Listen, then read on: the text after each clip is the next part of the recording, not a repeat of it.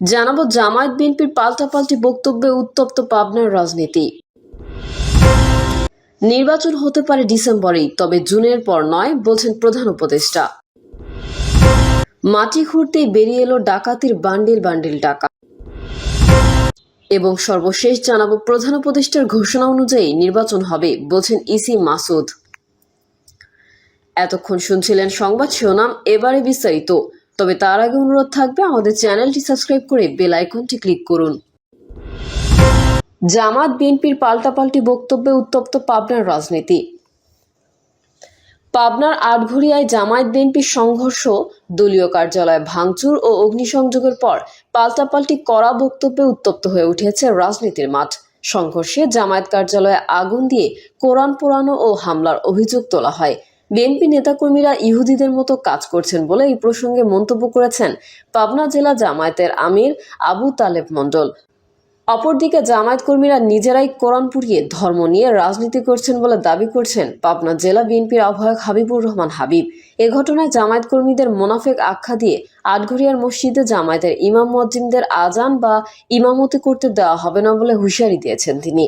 শনিবার পাবনা জেনারেল হাসপাতালে সংঘর্ষে আহত বিএনপি নেতাকর্মীদের দেখতে গিয়ে এসব কথা বলেন এই বিএনপি নেতা।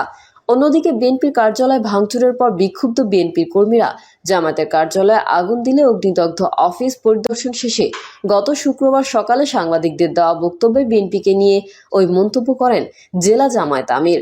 বক্তব্য জামায়াত আমির আবু তালেব মণ্ডল বলেন, পাকিস্তানি হানাদার বাহিনী যা করে নাই, আমার মনে হয় তার চেয়েও বেশি বর্বরতার সঙ্গে এই বিএনপি সন্ত্রাসীরা আলম আসিউরের নেতৃত্বে আমাদের কার্যালয় তছনছ করেছে। আপনারা দেখেছেন। বিশেষ করে এখানে আমাদের লাইব্রেরি ছিল, এখানে কোরআন হাদিস ইসলামী সাহিত্য আমাদের সব অফিসেই থাকে। সেখানে তারা আলমারি খুলে কোরআন শরীফও অগ্নিদগ্ধ করেছে। তিনি আরো বলেন, চেয়ার টেবিল আসবাবপত্র যা আছে তারা তা সব পুড়িয়ে দিয়েছে, ভাঙচুর করেছে, তছনছ করেছে। মনে হচ্ছে একেবারে ইসরায়েলি বর্বরতা। যেভাবে ফিলিস্তিনিদের ওপর আক্রমণ চালাচ্ছে, গাজার ওপর আক্রমণ চালাচ্ছে, সেভাবেই তারা এই ইহুদিদের মতো কাজ করছে। তারা মসজিদে হামলা করছে, কোরআন পোড়াচ্ছে। এরা ইসলামের দুশ্মন, এরা দেশবাসীর দুশ্মন, এরা জাতির দুশ্মন। আটঘরিয়াবাসী এটা কোনো ক্রমেই মেনে নেবে না। জামায়াত আমিরের এই মন্তব্য বিএনপি নেতাকর্মীর ওপর হামলা ভাঙচুরের প্রতিক্রিয়ায় আহত কর্মীদের দেখতে গিয়ে জেলা বিএনপির আহ্বায়ক হাবিবুর রহমান হাবিব বলেন, আমি দায়িত্ব নিয়ে বলছি, বিএনপির কোনো নেতাকর্মী কোরআন পড়াতে পারে না। কারণ বিএনপির প্রতিষ্ঠাতা শহীদ রাষ্ট্রপতি জিয়াউর রহমান এদেশের সংবিধানে বিসমিল্লাহির রহমানির রহিম প্রতিষ্ঠিত করেছেন। সেই দলে কোনো নেতাকর্মী কোরআন পড়াবে? এই মিথ্যাচার যারা করছেন তাদের বিচার হতে হবে। এই কোরআন যারা পুড়িয়েছেন তাদের বিরুদ্ধে ব্যবস্থা নিতে হবে। তিনি আরো বলেন, জামায়াত বলছে আমাদের লোকেরা পুড়িয়েছে।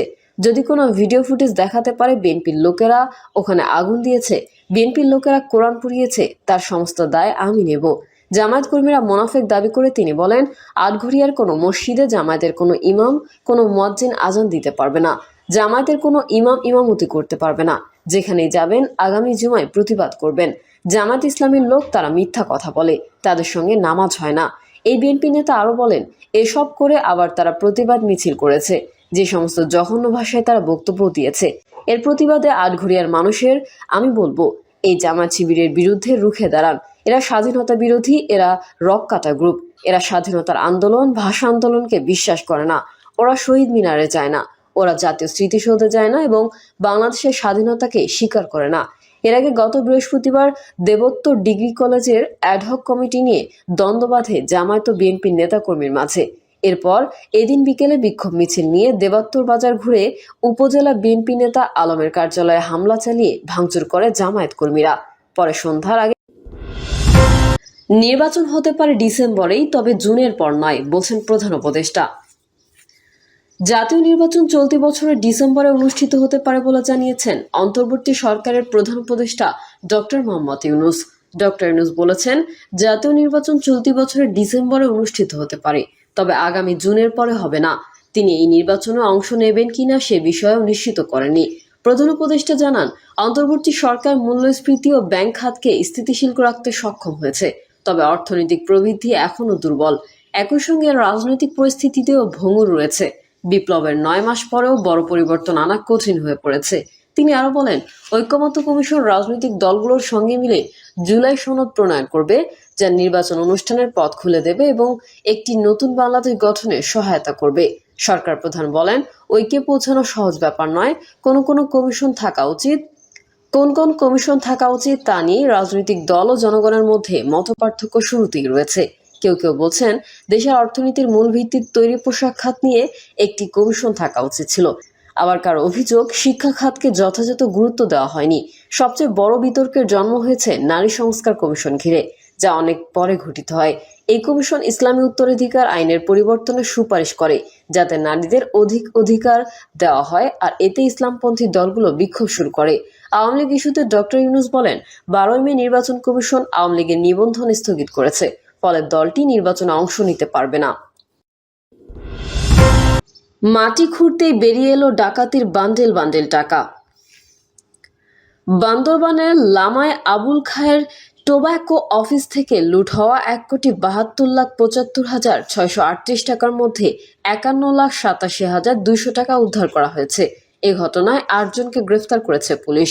এর আগে আটককৃতদের দেওয়া তথ্যের ভিত্তিতে শুক্রবার সন্ধ্যা 7টায় লামা পৌরসভার 6 নম্বর ওয়ার্ড এলাকায় মাটি খুঁড়ে 2,67,000 টাকা, শনিবার করিমের বাড়ি থেকে মাটি খুঁড়ে 18 লাখ টাকা ও রাতে ডাকাত রুবেলের বাড়ি তল্লাশি করে আরও 30,70,000 টাকা, পৌরসভার 6 নম্বর ওয়ার্ডের আব্দুর রহিমের কাছ থেকে 50,200 টাকা উদ্ধার করেছে লামা থানা পুলিশ। এই নিয়ে ঘটনায় মোট 51,87,200 টাকা উদ্ধার করা হয়। বান্দরবান জেলা পুলিশ সুপারের কার্যালয়ের দেওয়া প্রেস বিজ্ঞপ্তির মাধ্যমে বিষয়টি নিশ্চিত করেন অতিরিক্ত পুলিশ সুপার মোহাম্মদ আব্দুল করিম।